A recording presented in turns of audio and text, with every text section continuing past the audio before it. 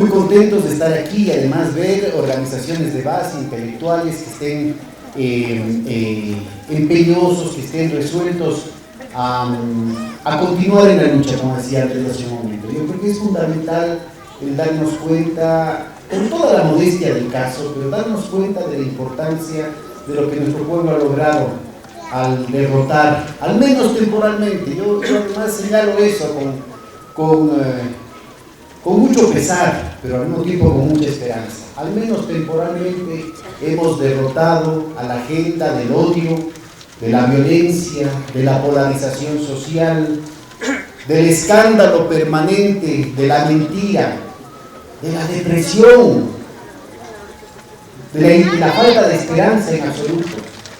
Y digo temporalmente porque lo que estamos viviendo aquí en el Ecuador es una batalla más en el marco de una agenda continental de desestabilización, en el marco de una agenda continental de restauración conservadora, que tiene que ser además entendida como una expresión de la crisis estructural de un capitalismo que ya está viviendo más allá de su tiempo. Entonces, yo sí creo que es importante ubicar que lo que se ha hecho en este proceso de exorcismos en América Latina tiene que ver con esas fuerzas magmáticas de los pueblos buscando nuevos horizontes, buscando sus destinos. No hay que negar el rol que puede tomar el Estado de ninguna manera, pero primero hay que transformar ese Estado para que verdaderamente sirva al interés de la nación. Hay que ciudadanizar al Estado para que el Estado no vuelva a repetir los problemas de las sociedades que fracasaron, de las experiencias socialistas que fracasaron, ¿no es cierto? Y por otro lado, no hay por qué cerrarse a las posibilidades de que el mercado también tenga un espacio en un proceso de transición hacia otro tipo de sociedades en las que se ponga al ser humano por encima de la codicia del capital. Aquí se trata de generar un proceso responsable, riguroso, científico, pero con coraje, porque es muy fácil a veces decir las cosas, y como bien lo ha planteado ahorita, y no solo con las palabras de Andrés, es muy difícil realizarlas. Inclusive las tímidas reformas que se han logrado en estos años en América Latina, y lo digo clarito, inclusive las tímidas reformas que se han logrado en los últimos años en América Latina, porque América Latina sigue siendo la región más desigual del mundo, porque aunque repugne a la mente y repugne al corazón y al estómago, estamos viviendo una crisis de sobreproducción. Mientras hay más de 1.000 millones de seres humanos sufriendo hambre, los países más ricos del mundo gastan millones y millones de dólares, los millones y millones de dólares que no gastan en ciencia y tecnología para curar el cáncer, para resolver los problemas del SIDA, de las enfermedades infantiles, de la propia hambre. Pues esos países están gastando millones y millones de dólares, de libras esterlinas, de euros, de yenes para pagar o para comprar los alimentos y quemarlos en calidad de agrocombustibles, para pagar a los agricultores para que no produzcan alimentos. Es la única rama de la economía en la que no ha cesado la innovación, en la que no se ha frenado ese arsenal gigantesco de descubrimientos que está asfixiado, es en el complejo industrial militar y en ramas laterales como es el tema de la Big Pharma, ¿no? El tema del complejo farmacéutico. En la medida en que sirva los intereses de esas grandes transnacionales vendiendo a las élites que pueden comprar. Hay más de 87 millones de latinoamericanos que sufren una docena de enfermedades totalmente descuidadas porque no son negocios para las transnacionales. Estamos en medio de una capacidad de la especie humana, una capacidad gigantesca para enfrentar los problemas de la crisis ambiental, de la crisis energética, de la crisis demográfica, de los problemas de desentendimientos, de desencuentros entre todas las culturas del mundo.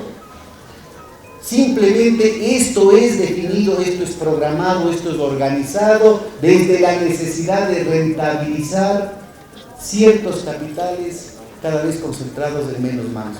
La Oxfam saca un informe anual y en el último informe del 2016 plantea con nombres y apellidos estadísticas que demuestran que 8 personas, con nombre y apellido, 8 personas, tienen el nivel de ingreso equivalente a de 3.600 millones de seres humanos. ¿De qué mercado se puede hablar? Si 8 personas pueden comprar el equivalente a 3.600 millones de seres humanos. ¿Dónde está la oferta? ¿Dónde está la demanda? ¿Dónde están los supuestos mecanismos de descubrimiento del precio? Cuando la mayoría de los precios fundamentales de la economía mundial están permanentemente manipulados. ¿Cuál es el precio de equilibrio, por ejemplo, del petróleo? El pensamiento progresista aquí en América Latina, al menos en el campo de los economistas, es un esclavo absolutamente servil del pensamiento único en lo que tiene que ver con el funcionamiento de los mercados. Sagrado, cuidado, se metan con eso. Temor reverencial a meterse con el funcionamiento de la ley de la oferta y la demanda.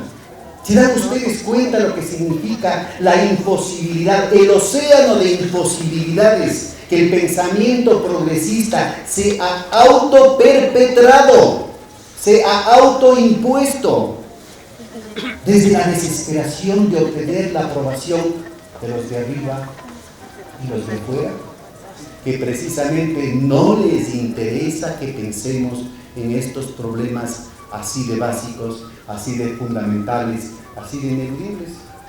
Pues precisamente lo que tenemos que hacer cuando se habla de las alternativas a la doctrina del shock es pensar fuera de cliché, es pensar con cabeza propia. El territorio más importante que ha conquistado el imperio es el que tenemos entre nuestras dos orejas, compañeros. Y por ahí empecemos a construir, pues, pieza por pieza, lo que son los fundamentos de otro tipo de sociedad. Y las cosas, el rato que empezamos a armar las cosas así, sin poner el carro delante de la carreta, vamos a darnos cuenta que las soluciones son peligrosamente fáciles, durísimas de concretar por la cantidad de quintacolumnistas, de enemigos internos que se encuentran en todo lado, por la presencia permanente de esas visiones cáusticas y descalificadoras a priori que nos autocensuran, pero peligrosamente fáciles. Nos hemos construido pequeñas repúblicas, unas a espaldas de otros, y dándonos codazos, disputándonos los mismos mercados, desesperados, poniendo sangre, sudor y lágrimas en inversiones que a la vuelta de la esquina se van a volver inviables. Pero no solamente eso, sino que en el cálculo de la inviabilidad estamos asumiendo una cantidad de costos que son absolutamente innecesarios. ¿Qué pito tiene que tocar los Estados Unidos en una transacción entre Argentina y Uruguay?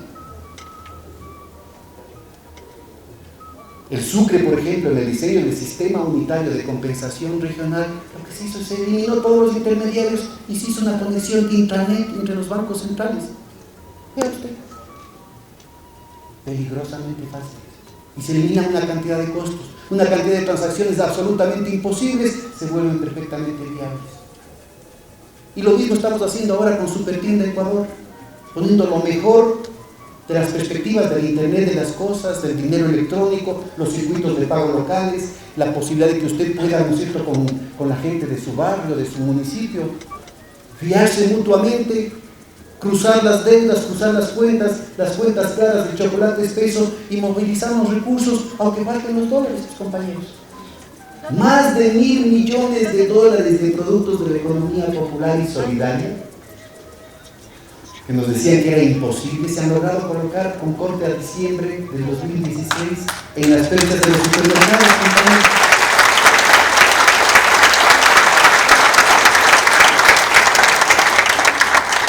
Y claro que, por ejemplo, los compañeros de la superintendencia se han sacado el aire en este tipo de cosas, son 377 asambleas productivas, pero lo que es fundamental es darnos cuenta esa capacidad de respuesta de la sociedad ecuatoriana que antes no había. Y para que no crean que estoy llevando todo el agua a mi molino nomás, vean ustedes lo que pasó con las sobretasas arancelarias. Se ponen las salvaguardias en marzo del 2015 y se sabía que era una cuestión temporal, y de la noche a la mañana el Ecuador está produciendo teléfonos celulares, pantallas de televisión, computadoras, cocinas de inducción, nuevos tipos de motocicletas, de bicicletas, de refrigeradoras, etcétera, etcétera. Aquí, en cuestión de meses. Vea, a mí me dijeron, y no soy infidente, eso salió público, que el Javier Ponce, amigo mío desde hace más de 30 años, dijo, esto es una estupidez del Pedro Páez, ¿acaso que van a poder los pequeños productores llenar a la escala de los supermercados? Y peor con las condiciones que ponen los supermercados. En el primer semestre, el manual de buenas prácticas comerciales para los supermercados salió en noviembre del 2014. El primer semestre del 2015, que era el primer semestre de aplicación, el 6% que estaban pidiendo los supermercados que compren, terminaron comprando el 23%.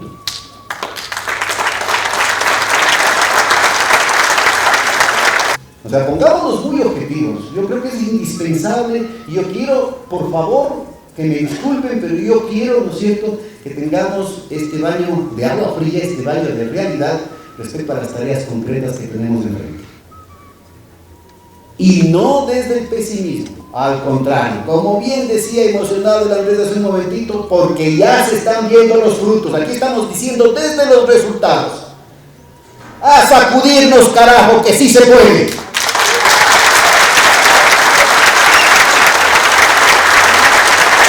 Y sí se puede, y ahora, compañeros, porque mañana es tarde.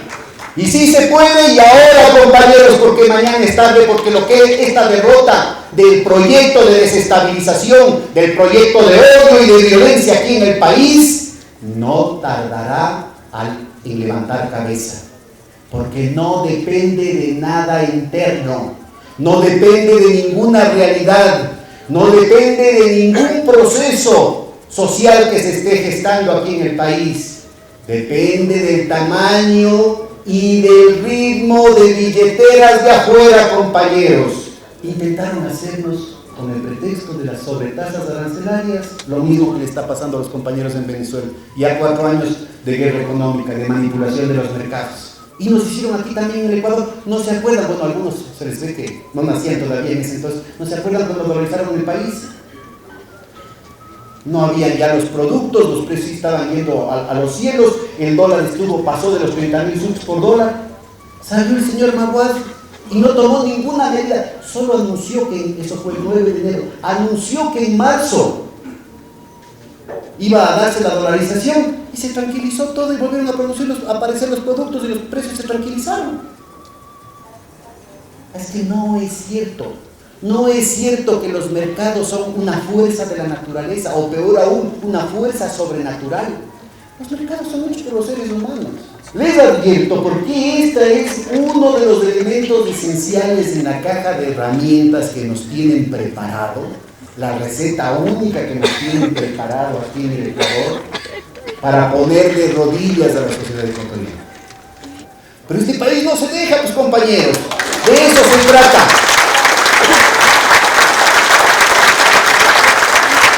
De eso se trata la construcción de un pensamiento progresista. ¿Y que hay que luchar en contra de la corrupción? ¡Claro! Pero aprendiendo las lecciones de la historia, que con el mismo cuento pudieron ascender Mussolini, Hitler, Franco, con esa acusación oportunista e impersonal de la corrupción.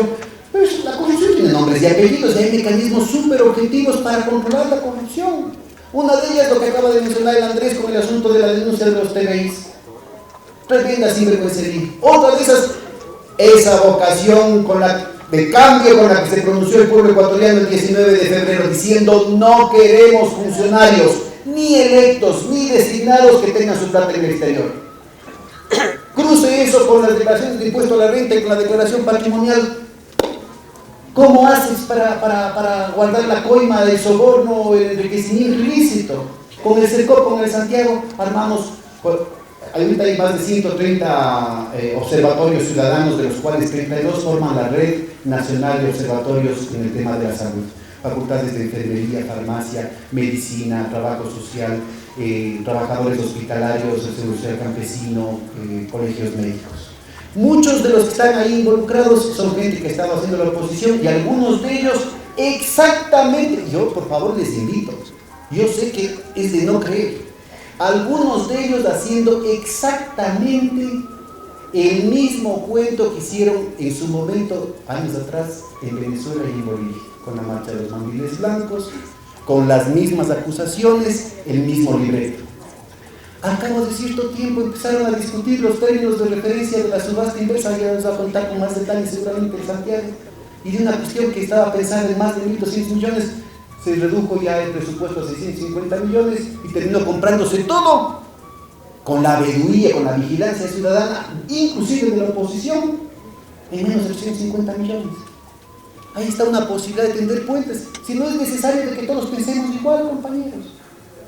Que haya críticas, pero que haya una crítica constructiva, que efectivamente ponga el dedo en la llaga y resuelva los problemas, compañeros. Y a convertirnos nosotros mismos y los que están en contra del proceso a construir en actores concretos del cambio, en parte de la solución de los problemas del país, y nos vacunamos contra esta campaña del odio, de la mentira, del escándalo y de la difamación. Pero no rehuyamos lo fundamental y lo prioritario, compañeros. El pensamiento progresista aquí y ahora es defender la paz, es defender la prosperidad, es de defender el derecho a tener derecho, compañeros. Y así entre todos hacer el país que queremos. Muchas gracias.